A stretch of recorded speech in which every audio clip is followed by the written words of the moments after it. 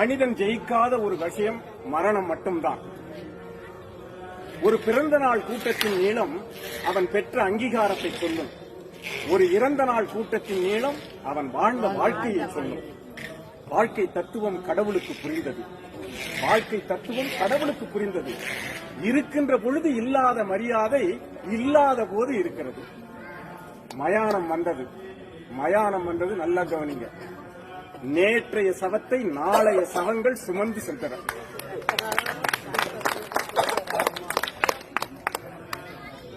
கடவுள் யோசித்தான், இறப்பென்று ஒன்று இல்லாது இருக்குமானால் இந்நேரம் மனிதன் கடவுளையே கொண்டிருப்பான். பாவம், ஆடிய மனிதர்கள் உறங்குவதற்கு செய்த ஆடாத தொட்டில்தானே மயானம். அந்த வேலை முடிந்து சென்றது கூட்டம். இது ஆறறிவு ஓய்ந்து அடங்குகிற ஆட்டம். கடவுள் யோசித்தான், உயர்ந்த ஜாதியினருக்கும் தாழ்ந்த வகுப்பினருக்கும் தனித்தனியே மயானங்கள்.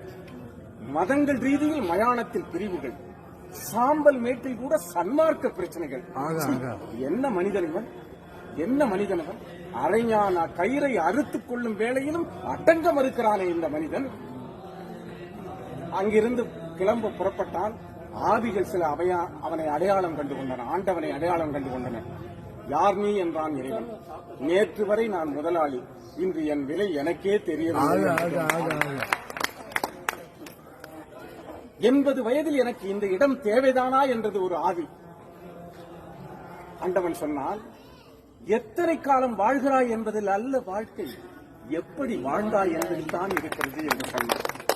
இறைவா, இங்கு என்னை ஏன் படைத்தாய், இந்த சிறைக்குள்ளே அடைத்தாய் என்று கேட்டது ஒரு ஆவி. அவனுக்கும் பதில் சொன்னார்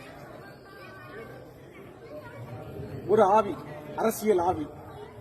ஆண்டவா, இங்கு இடைத்தேர்தலே வராதா என்றது.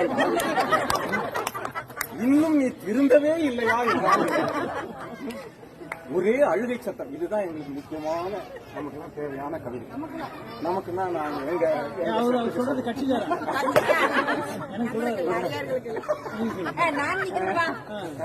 ஒரே அழுகை சத்தம். பெண்ணாக பிறந்தது போதுமடா சாமி என்றது ஒரு ஆவி. ஆண்டவன் அருகில் வந்து காதோறும் சொன்னான், ஆணாக பிறந்து பார், அதை விட கஷ்டம்.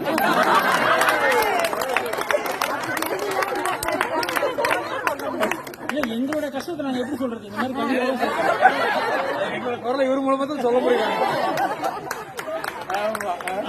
சார் கூட திகிரியில எங்க பயணிப்பார், எங்க போனா எங்களை விட்டு கொடுக்க மாட்டாரு. எங்களை ஆண் வர்க்கத்தை.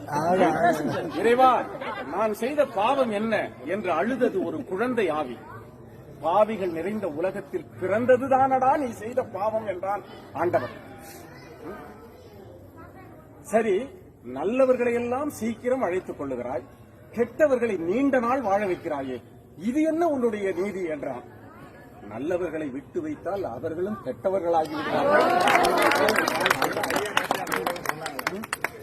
மலர் படைத்தாய், மனம் படைத்தாய், மலர் படைத்தாய், மனம் படைத்தாய், பின்பு ஏன் இந்த உலகத்தில் மதம் படைத்தாய் என்று கேட்டது ஒரு ஆவி. ஆண்டவனுக்கும் அடிசெருக்கும் என்றான்.